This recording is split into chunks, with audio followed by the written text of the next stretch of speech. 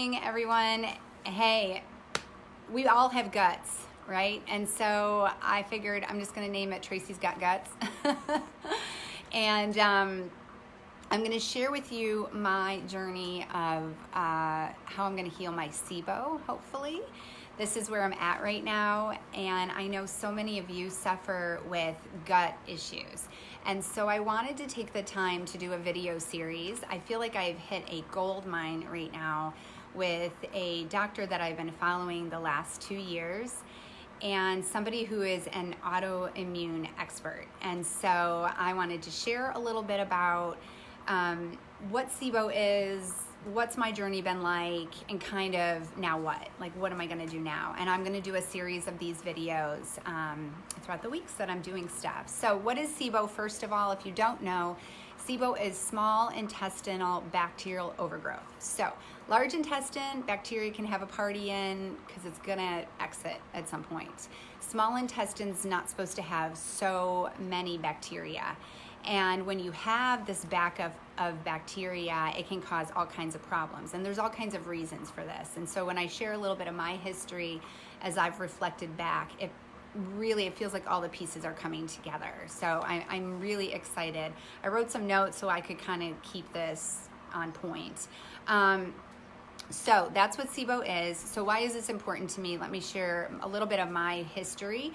So when I was 17, my childhood, my teen years, I was fine. I didn't have any gut issues that I can remember. Could eat whatever I wanted.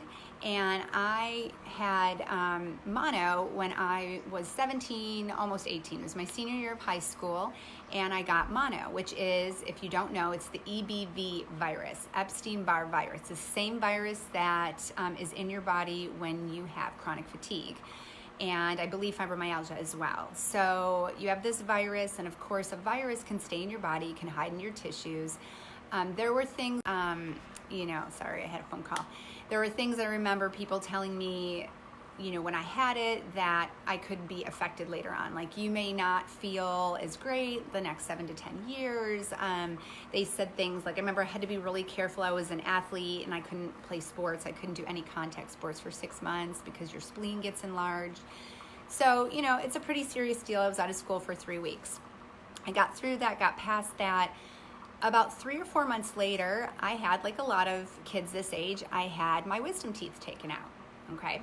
What I didn't know back then, and this may or may not be my issue, but these are just me putting pieces together. So I have this EBV virus that's in my body.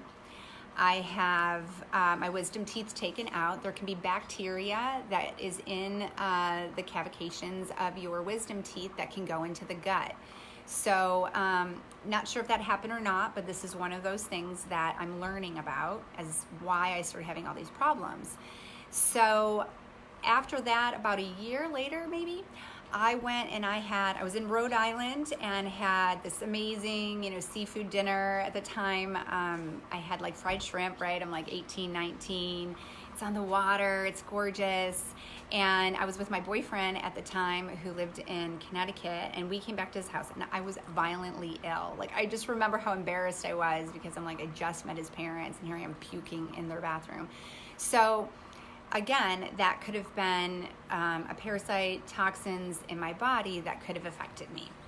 So fast forward now, about 6 months after all of that experience with the fish and all of that, I end up getting all these stomach issues, weird stomach issues.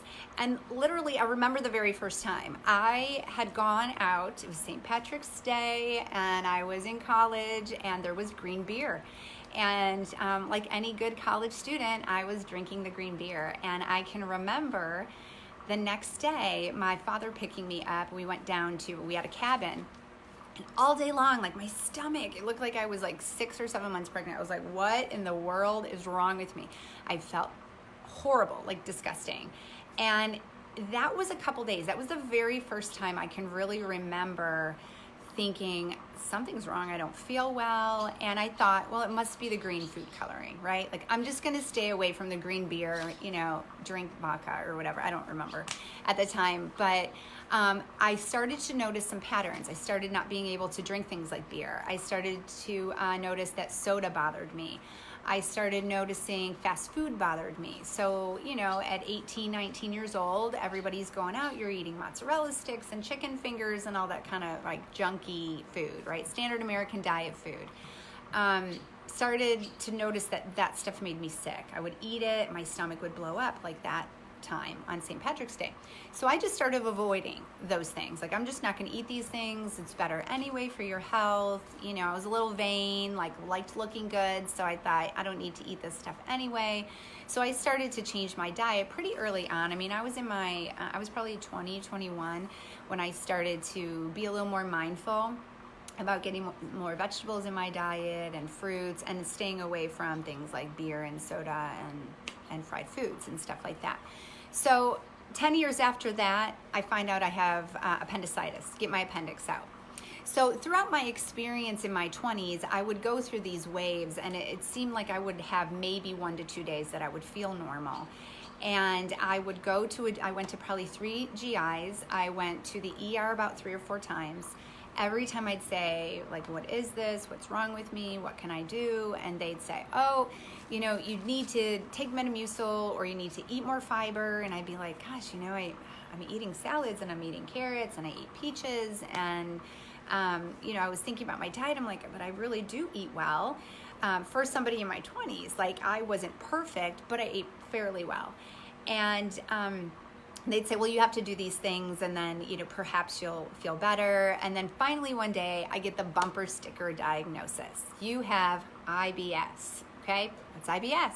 Here's a pamphlet. IBS, irritable bowel syndrome. Okay, and what at the time in my 20s, nobody else really had a lot of issues like that, or people weren't talking about it at least. So I would go to people's houses and I'd say, you know, oh, I can't eat that bread or I can't eat that pasta. It seems to make me sick. And they'd be like, that's crazy. Like, what's wrong with you? I'd be like, I don't know, I have IBS. Nobody knew what it was. Okay, this is like mid to late 90s when I find this out. So when I had my appendix out, I asked them, like, could this be attributed to the IBS? Oh, no, probably not.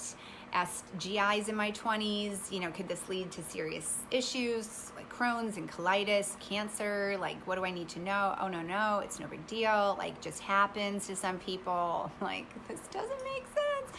So I continued to just learn about health, learn about foods. That's what I did. So became a personal trainer, became a nutrition coach, and a lot of it came out of the fact that I wanted to be healthy because I didn't feel good a lot. And I didn't really know what was wrong. I thought maybe that the monovirus, like people told me about 7 to 10 years, you know, you're not going to feel well. And I didn't. I was tired a lot. I didn't feel great a lot. But I used to just push myself to like go work out and go do these things. I'm a pretty happy person, but I suffered in silence quite a bit. So, after I went through that experience at 29, I had my appendix out, and then I find out I have colorectal cancer when I'm 40, right? So now I have this situation where, okay, this fit chick gets cancer, and now they're telling me it's not because of the IBS, and I'm like, it's not. I'm like thinking, this doesn't make sense. I've always had inflammation. I feel like this is a problem. So go through my cancer experience, I end up with a permanent colostomy. So basically that means that your intestine is outside your body, you have to wear a bag, and I'm like, all right, I need to figure out this inflammation issue. And that's what I've been doing probably the last 4 years, is trying to uncover some things that are wrong with me. So, you know, how did I deal with these things throughout all those years of my symptoms was I would do things like I would exercise. It seemed to get my body going. So some of us have gut motility issues. So I would do that. I would work out. I would exercise. It seemed like it would stimulate a little bit and I could go to the bathroom. The other thing I would do, I would take like a hot bath or use a hot water bottle. That seemed to do the trick. I think I lived on like stool softeners and gas eggs, which I don't even think ever really helped me, but I just took them. I think that was one of the suggestions in the ER. So I did all these things. I would have this little routine to help myself, and I was constantly paying attention to my food. So in my 30s, I had met a chiropractor who he said, you know, let's do some food sensitivity testing, right? Let's see what you're sensitive to. And I thought, this makes logical sense. Maybe I'm just sensitive to some things. Seems like I have been. So I did something called the ALCAT test, and it's all in caps. It's like ALCAT. Maybe some of you have done that, I don't know. But I did the all-cat test, and it came back with, here's your severe, here's your moderate, here's your mild. And I said, okay, I'm going to commit to sticking with this and rotating my food. So for 6 months, I followed this thing to a T, and I started doing a 21-day cleanse with Dr. Farrell, this chiropractor that I was working with. And it was through standard process. And so I started to do that. And I started, maybe I feel a little bit better, And so I would have these moments where I would feel like maybe I'm better, and it seemed like it would be short-lived. It never lasted very long. So, I just would keep doing my stuff. Well, now, here I've had cancer, and I'm thinking to myself, almost 5 years, almost at that 5-year point, right? Everybody knows that as okay, now you've really, surpassed, I guess, the odds of, your chances are lower, right, to get cancer. So I'm almost there. It'll be January of 2020, will be 5 years, yay me. And, but I still have inflammation. So, back in 2017, after I went through chemoradiation, I really struggled with my weight. For the first time in my life, I was always really lean and athletic, and it seemed like cancer pushed me into menopause quick. And then I also had, even though I was eating my normal diet, lots of vegetables, I was juicing for cellular health. I was doing all kinds of, good, healthy fats. I could not seem to get this extra weight off of me. I had probably an extra 25 pounds on my body. And so in the process of starting my business, I found a document from that Dr. Farrell gave me from another doctor called Dr. Daniel Pompa. And it was called the Cellular Healing Diet. And I had it because there was 5 criteria. And it said on there, if you have things like your A1C is high, your LDL is high, you have neurotoxic issues, like you have neurological problems like fibromyalgia or CRPS, things like that. Or if you have weight loss resistance. And there was something else too, I can't think of what the other one was, but I looked at that and I thought, wow, that's weird, weight loss resistance. I didn't think about it like that. I thought, well, maybe when you go through menopause, this is my new normal, which I really wasn't wanting to accept it. But I thought, maybe I have to just accept this is my body now. So I started looking through his cellular healing diet, and I brought it with me in case anybody's interested. If you've ever gone through cancer, or you've gone through something where you've had a lot of allergies, you've been on a lot of medications, your cellular health has been compromised, even if you've done the standard American diet for all these years, your cellular health has been compromised.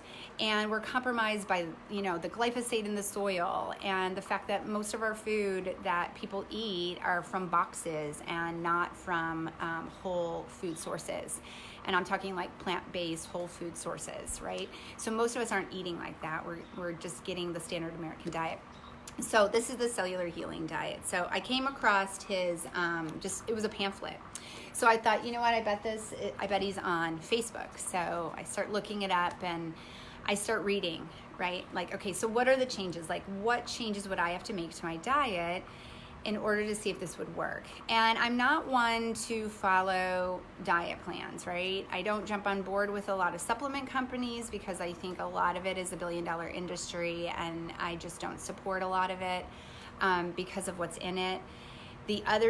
On the other hand, I don't do a lot of the diets, right? Like the keto and the paleo and all that kind of stuff. So I've always educated myself because I have a lot of nutrition coaching clients that come to me. They're curious about those things. So I want to be on the up and up.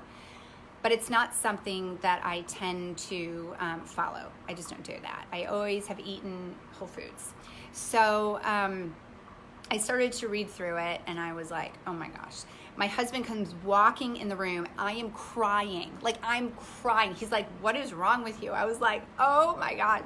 If I do this cellular healing plan, I have to give up some of my starchy vegetables. Not forever, but for a time. So I was really distraught because I had to give up things like my fruits. I had to go down to just the lower glycemic fruits. So green apples and berries and things like that. It's kind of standard, especially if you're in the world of fitness. And I've never done bodybuilding or any of that kind of stuff.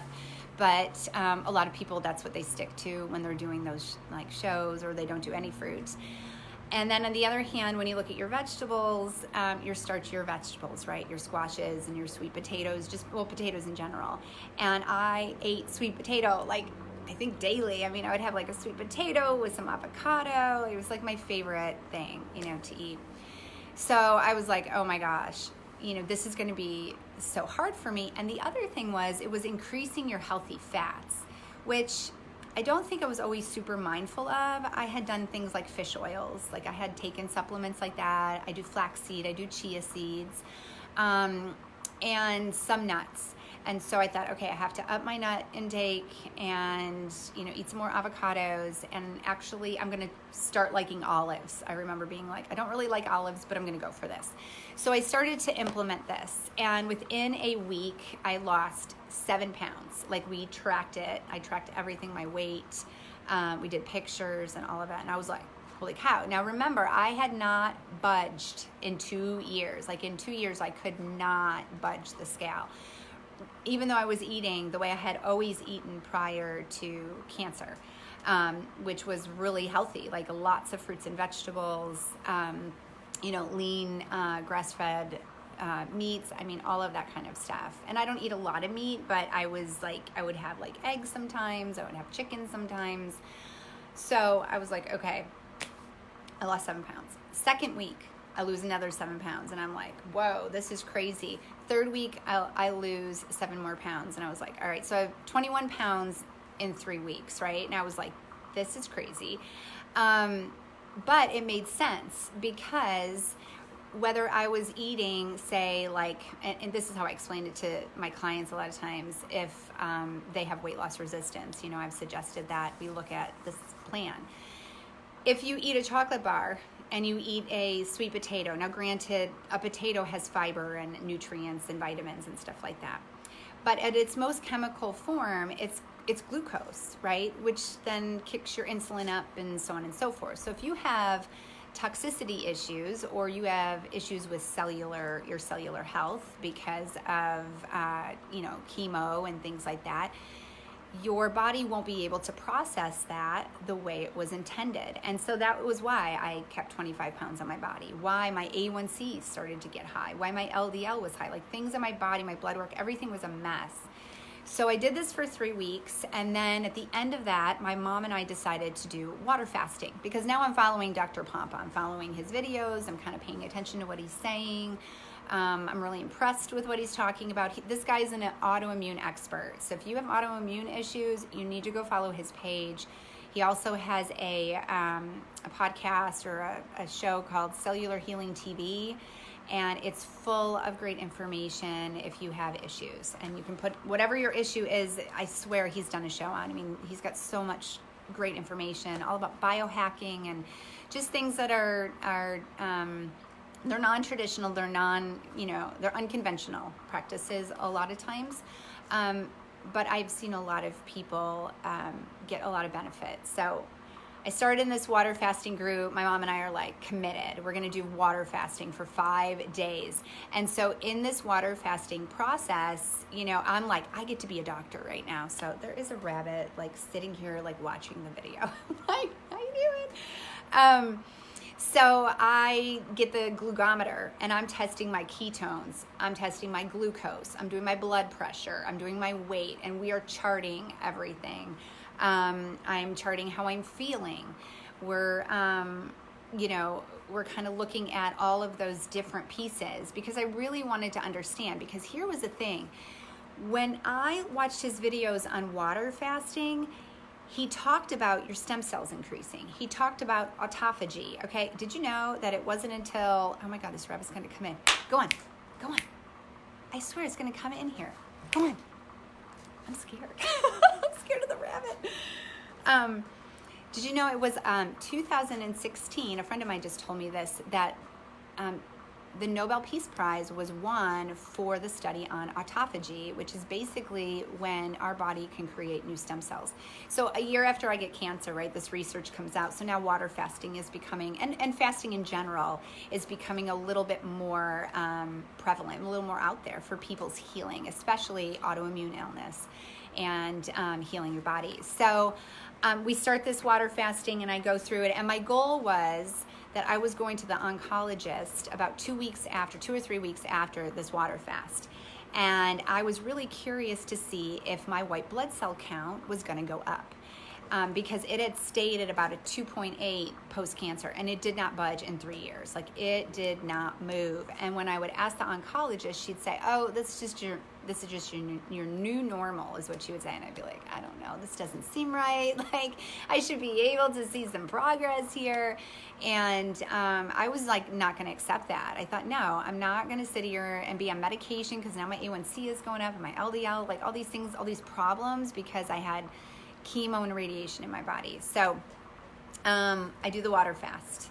So now I've lost all the weight. The 25 pounds is gone now, and from the cellular healing diet, then this 5-day water fast, and I felt really great. Like, it was weird. Like, the first experience of a water fast is hard, right? Because you got to get over the mental situation, and you see food signs everywhere. Like, my mom and I were like, let's just stay in the house, because everywhere you would look, we couldn't even put the TV on. But I went to the oncologist. My weight was down. I had my blood work down. A1C, normal. Everything's normal. LDL, normal. I mean, all these things, normal. I was like, wow. And then the other thing was I had my white blood cell count went up. So it went up to about a 3.1. And I've done about 4 or 5 water fasts after that. And every time I do one, it goes up. It's just so crazy. So now it's like in the 4s. Well, actually, I haven't been in a while. So when I go in September, I should know what it's at. So hopefully it's in the 5s by now. I've done multiple water fasts. So so that's been my story with all of this. And so after I did the water fasting, I decided to sign up for his True Cellular Detox program. It was 90 days. Again, I'm not somebody that usually does a lot of supplements and all that stuff, but I trusted him. I trusted what he was talking about. He had healed himself because of a mercury poisoning. So I started to do that for 90 days, and I kept with this cellular healing plan. So it was a little bit more higher fats, lower in my carbohydrates, the lower glycemic, I should say. So this was 2018 that I did this. And went through that process, did my heavy metals testing. I went through, did all of that. I started doing infrared sauna to help detox myself. So it was really a pretty interesting experience. Now, I will say this, my friend Carrie is messaging me. I will say this, the inflammation got better, but it still didn't totally go away, okay? So even though I'm going through this process, I'm still realizing that, like, I'm still having these issues, and it seems like maybe nuts are bothering me. Like, I couldn't figure out what it was. So I put together my 21-day whole food cleanse, and so I'm like, you know what? I'm going to start eating the fruits again, the vegetables. Let's see what happens to my body. And the great news was, I think I had gotten to the point where my cellular health was so much better, I could eat everything again, and I didn't gain weight, and my blood work stayed the same. And so I started to do my 21-day cleanse like quarterly. That's what I had always done. I've had, hundreds of people do that and get great benefits out of the 21-day whole food cleanse. The problem is, sometimes I still have inflammation, and I'm like, wait a minute, like, this isn't making any sense. So, I decided to, last year, as I was going through, my stuff, I came across SIBO. Okay, so my friend Carrie has had a mold. We do Ladies Out Loud together, and we've been doing a series on cleaning up your act and talking about your gut health and your skincare and all that stuff, the mycotoxins that's in our body. She had been affected by a mold exposure in her house, and it's affected her gut health. So she had SIBO because of this mold issue. Now, this has been like 6 years journey for her to uncover all of this, because a lot of medical doctors are not they just don't go to these places. So you have these people with autoimmune and they're just walking around like, I don't know what's wrong with me. They're telling me to be on this medication or go to the GI, and they're piecemealing all these things. Our body has the ability to heal itself. Sometimes we just have to understand our diagnosis, and you have to go sometimes outside of the, you have to go to things like functional medicine or, nutrition, coaches that have done some more work on things like naturopathic medicine and things like that. That's, the only thing I can recommend, because my husband and I have both had autoimmune conditions. One of my very best friends has, and the medical community is just not worked. So that's been my experience. Maybe yours is different. So what did I do? So I started to look up SIBO, and Carrie was like, Tracy, I think this is what you have. Like, I seriously think this is what you have. And I was like, oh my gosh, like, I'm reading about it. This is making sense. Last summer, I decided to do the low FODMAP diet. So I go ahead and I do the low FODMAP diet. And again, I'm pretty disciplined. So I'm like, I'm going to stick to this for 3 months. I'm going to see how I feel. So for 3 months, I did the low FODMAP diet. What is that? FODMAPs are foods that are fermentable. So it's an acronym. Let's see if I remember it. Fermentable oligosaccarides, monosaccharides, disaccharides, and polyols, I think it is.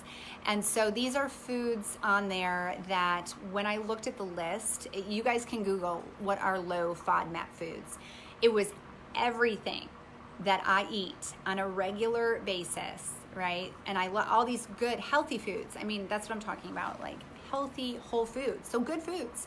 Things like mushrooms, asparagus, avocados, beans, which I can't eat beans. I could never be vegan because I can't eat like half the stuff that, they eat when it comes to like beans and all that stuff. So all of these things are on there. Fruits, all my favorite fruits are on there.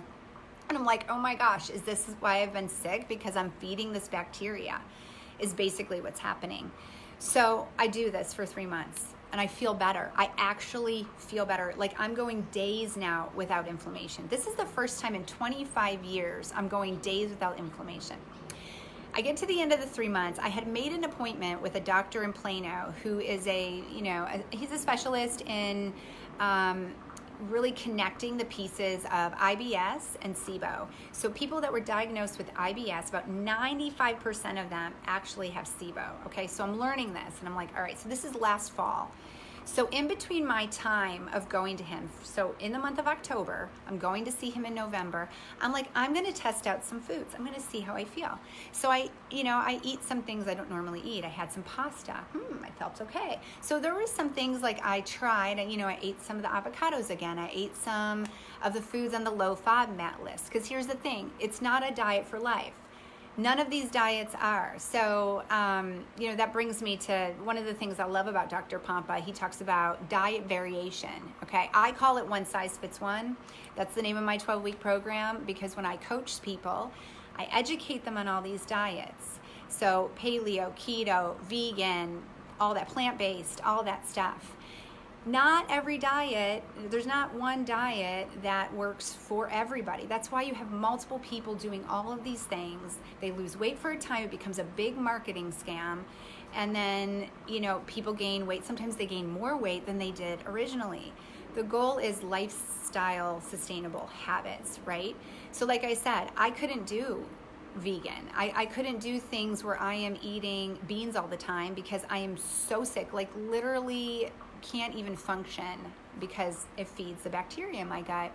And it's funny, I had just went out with this girl, you should follow her, man, she's awesome. Her name is Courtney, I'm going to probably say her name wrong, Runyon. Unicourt is what her Facebook name is. This girl was attacked with an autoimmune condition that left her paralyzed for a time when she's 33 years old. She's 35 now and recovering. I mean, she's able to function pretty well. She doesn't have some use of her hands, and she's got to walk kind of slow. She was vegan, okay? Like, she ate vegetables and vegan foods all the time and was a healthy person and got sick. So, I don't know. I'm just a person that there are some times that you have to be able to look at things when you're taking a macronutrient out, or you're taking things out of a diet. And have to take certain things to replace the things you're missing, I think that's questionable. I just think you need to question that. And just like when I train somebody's body, I like to vary their workouts. Why do we want to do that? Because it keeps the muscle stimulated. Same thing with your gut health, right? We have to sometimes change our diets, vary things up, garden your gut. That's something my plant chick friends say, you know, and they're whole food plant-based. I love them because what they promote is just great health and gut health. And get the foods that you need and have the variety, you know, don't just be eating the same things every day or the same way all the time. For people with neurological conditions like my husband, CRPS, fibromyalgia, autism, ALS, things like that, what they have found in the research is that the keto style or a higher fat diet can be really helpful. That doesn't mean you just eat a bunch of bacon either. I know that's what we're seeing out there, but when you look at keto style diet, you're getting lots of greens. You're just having lower carbohydrates, lower sugars, which for somebody with neurotoxicity can be really helpful.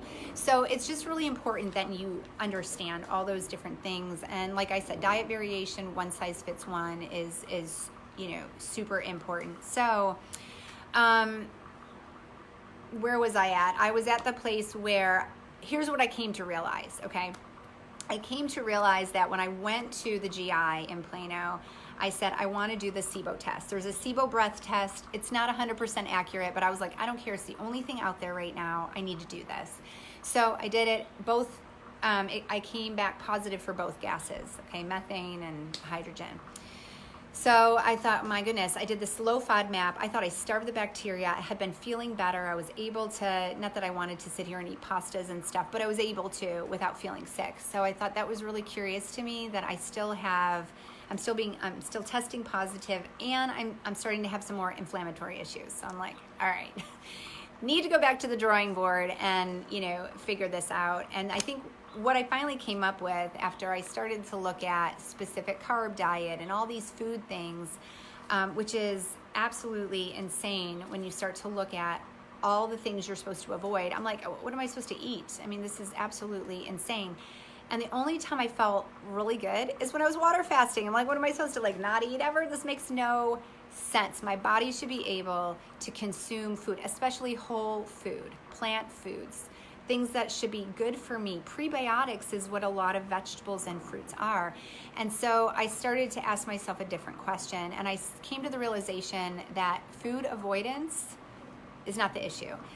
So all these food intolerances and food sensitivities and all of this stuff that I had done that I thought was the answer, I'm coming to the conclusion that it's not the answer. And that I was in this place of asking myself, what else can I do? And boom, it was like Dr. Pompa and I were on the same wavelength. He started doing these videos, and like I said, go check out his page. I'll post the videos. I think I did actually in my Mosaic Fitness and Nutrition page. But here's where I feel like I found a gold mine. He has done a series of videos on SIBO and on the new testing that is out there. And so I reached out to my old chiropractor and I was like, you know, Dr. Farrow, can you order me this test? And we're in the process of getting it right now. It's called IBS Sure. It's from Vibrant Wellness. And here's what it does. It tests for 2 antibodies, IgG antibodies, that will show you if you have autoimmune disease. It's a blood test. And if you do, then the way that you treat it is going to be different. And I started to follow, so I followed more of his videos. I've ordered this test. And he started to go through and help people understand, you know, what happens is you have something, if it's autoimmune, you have something called, it's like an MMC, it's called the migrating motor complex. And it's basically a nerve plexus, okay, in the ileocecal valve. So here's your gut, right here. I don't know if you can see me. I'm going to stand up for a second. So if this is your gut right here, stomach's up here, you have something called your ileocecal valve, which is usually down around here, okay? So normally when you have some condition that is, you know, whether you were told you have IBS or you have SIBO or whatever, that complex can be affected by autoimmune. So That's why it's important to have the autoimmune test, which is why I'm going to get it. So this nerve complex is affected. There's a protein in there. The goal for this motor complex is that it moves small particles of food out of the small intestine so that the bacteria cannot be fed. The bacteria, these guys are so sneaky, okay? They are able to, here's why you go through this cycle. I feel better, I did this food sensitivity, oh, I'm not gonna eat these foods for a while, I do good for a while, boom, how come I have inflammation again? Okay, I take some killers, take some oregano oil, take some grapeseed extra, you know, and I'm trying to kill these things, and oh, boom, that's not helping. You know, it helps for a time, and you're going back and forth, and you're thinking to yourself, what am I doing wrong? And what do I just not eat? Food is not the answer. I'm telling you, food is not the answer. And I am just, that's why I want to share this journey with you guys. So, nerve complex is affected. When you know that it's an that you have an autoimmune, find out from that IBS sure test that rabbit is back. Maybe the rabbit has digestive issues. Hey, what are you doing here? It's like trying to come in. I have a screen in front of my garage so people can't, these critters can't get in here. So, moves food particles through MMC, migrating motor complex is what it's called. So it's a nerve plexus, right? Moving those small particles. If it's affected, then what will happen is those food particles sit in your small intestine too long, and the bacteria is having a party. And the thing is, if you try to kill them, they will cover themselves with something called biofilm. This is what I'm learning too. The biofilm protects these guys, and that's why you never really get to the heart of the issue. You never really can figure this out. So, and here's the thing. When I look back at my history, I can kind of see I had a virus in my body. I had toxins from this probably parasite that I had from this, you know, bad shrimp that I ate. And then I had, you know, my cavities taken out. So there could have been bacteria under there. I may never know my why, but what I do know is for the first time in 25 years, there's a test that can tell me if I have autoimmune. And Dr. Pompa has some strategies. So here's the cool thing. One thing he says is do multiple fasts. So you can do multiple fasts each month. You don't have to do just total water fasting. You can also do like Prolon has it's like a fasting mimicking diet. Something else I've noticed that helps is when I do fasting every other day, sometimes I just feel better. And I think it's because that motor complex is able to activate. A lot of this happens at night is what Dr. Pompa says. So again, I'm not a doctor, but I'm just sharing this information in my journey, and I really feel like I've hit something here, and I'm really excited about it. So you know, I do want to say this. When I found out I did have SIBO, I did do the antibiotic route and tried that. You know, I mean, again, I felt good for a time, but the inflammation came back. So it's not the answer. And if you've seen the way I eat, you would realize like this girl should be feeling like amazing every day. So, and I'm not. So I really am just investigating all these, you know, things. So, multiple fasts. So I want to share that with you. That's one of the things. If your condition is autoimmune, he said that can really help you to starve this bacteria and get rid of it. I also just downloaded, it's free.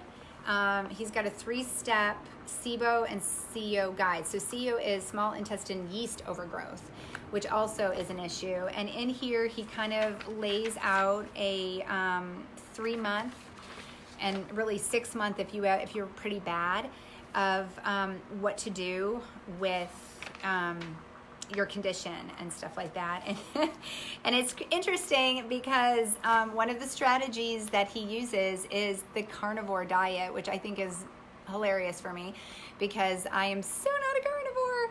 But I have a lot of faith in him, and I will do whatever I need to do because I've reached out to doctors. I've reached out to a GI, and she was a plant-based doctor. She didn't know how to help me. When you're already plant-based and you're still getting sick, it doesn't really matter what you're doing because I need somebody who really understands autoimmune disease and understanding how I can fix this problem and how I can starve these little buggers so that, you know, I'm at a point that I don't get it back. So the other thing, so I'm going to take you through that. as I'm going through this. I'm gonna share with you, right now I'm getting my head around this. It's 7 to 14 days of a carnivore diet. Again, one size fits one, diet variation. Doesn't mean that I'm gonna be a carnivore forever. That can be extremely hard on your kidneys, so just hear me when I say that. It is a strategy, that's it, okay? Keto can be a strategy, not a lifestyle change. So there's things that can be used for strategies to heal your cells, to heal your gut. And obviously all the prebiotic vegetables and things that I'm doing don't help. They're not working for me. I have to find alternatives. So I am going to follow that. I'm going to take you guys through my journey. Once I get it all together, I'm going to order some of the supplements that I am going to get, some of the killers to break down the biofilm, as well as some of the things like the oregano oil. He has a bunch of different things on there. So I'm going to share that in a different video because I've already went way longer than I wanted to. But I really wanted to share the context of my story and kind of what brought me to this place. I also am having, I had a water filtration system put in my house. I would encourage you to do that. I had high levels of chlorine in my water, bromine in my water, and I'll tell you what, my skin is looking better. My hair feels amazing. And I drank some water from a bottle the other day. I was like, I can't believe the difference now that I'm drinking this water filtration water. Like, it's amazing. So it goes through my whole, like, everything goes through my showering, you know, washing the dishes, everything. The other thing is I have my mold consultation today with Imuletics. I used a company to get plates, put it through 5 areas of my house. After what Carrie has gone through, and she has a reaction when she comes into my house. So I was like, okay, like this girl is like, you know, people have like knee problems and they're like, oh, it's gonna rain. You know, Carrie goes into places like Walmart, houses. She can be standing next to you and she's like, I'm having a reaction. It's so crazy. But mold has mycotoxins, and it can actually be in your walls. Mold can, and it can permeate. What permeates through is the mycotoxins. That's where people get really sick. So I did have some things. I didn't have anything as her tests were off the charts. Like, seriously, they were like, they couldn't even put a number down for her because there were so many toxins. And she has moved from the house to another house to now an apartment. It has been quite a journey for her. And so, yes, Renee, follow him. My SIBO isn't going away. Just had EGD and let me see. I want to see what you're saying here. It's not letting me see more. Okay, I'll have to look at it later. You have gastritis, I think it says. Yeah, I'm telling you, you know, Renee, I would encourage you to, I reached out to one of his health coaches. From what I understand, Dr. Pompa is talking to the sickest people right now. So I know I've had another friend he talked to who was doing water fasting, so she got to speak to him. And Unicourt, if you want to follow her journey, she also reached out to him as well, and she got a phone call from him. So I know he's talking to people that are really, really sick, but he's got these amazing health coaches. So I've been in contact with Ashley Smith, and I'm asking her lots of questions so that I understand what I'm doing, because my goal is if I can fix me, I can help the clients that come to me too. That's what I want to do. So I kind of got off track. I forget what I was talking about. But gosh, what was I saying? I don't know. This is what happens to my brain sometimes. I got distracted by your comment and then that just went away. Oh, the mold. So I had, I had these tests done, and so it showed some things, and I want to find out. I did have some water damage in a bathroom that went underneath the walls, and I caught it really quick, but you know, you still have that moisture in the walls. So I am going to find out today about that and what I need to do for my house. I probably need to rip these carpets. These carpets are so old. I literally just, need to rip these out and replace them, because your carpets can be full of mycotoxins as well. So, my house is, 14 years old. So the carpets need to go, and I need to find out and see what I need to do to get us as healthy as possible in this house. Because once you've had cancer, people can think, oh, you're crazy, you're extreme. I probably thought people were extreme when they did water fasting years ago. I did. I didn't understand the benefits. I thought it was more of a spiritual practice. But I'll tell you what, you get cancer, you get sick, you see what my husband has gone through, you see my friend Carrie's journey, Carrie Huth, that's, who I'm talking about. She's podcast diva with me on Ladies Out Loud, and you start to hear some of these things that are affecting people, you don't think it's as crazy. So if your gut health is not in check and you need help, please reach out to me. I will do my best to send you some of the resources that I have, that I understand. Follow Dr. Pompa. He's great. I trust everything he says. I really, truly do. I'm not somebody that's a raving fan of a lot of people, but I really, really have everything I have seen that he has done. He's legit, and it's really helped me, and I'm hoping this is my final thing. And I'd love to help you. So if you're looking to just get your health in check, I have a 21-day whole food cleanse. Lots of people get benefits on it. It really helps you to reset your goals. And I do a 12-week one size fits one nutrition coaching as well. And if you sign up for nutrition coaching, I'll throw in the cleanse. I have a whole food recipe book, I'll throw that in, and some personal training sessions as well. So just message me. I would love to be able to help you with your journey. Even if you don't sign up with me for anything, if I can just direct you to anybody that can help start to heal you, or help you feel better. If you're just going, I don't know what to do. Like, I'm sick all the time. I don't feel good. I'm tired all the time. I eat and I'm bloated. I'm inflamed. Like, I don't even know what to eat. And you're frustrated with life. I've been there. I get it. And, unfortunately, I got afflicted with cancer. But I'm the Fit Chick Cancer Thriver. And my mission is to help anybody I can get their life in order, their mind in order, their health in order. Because I know I totally get, what you guys are going through.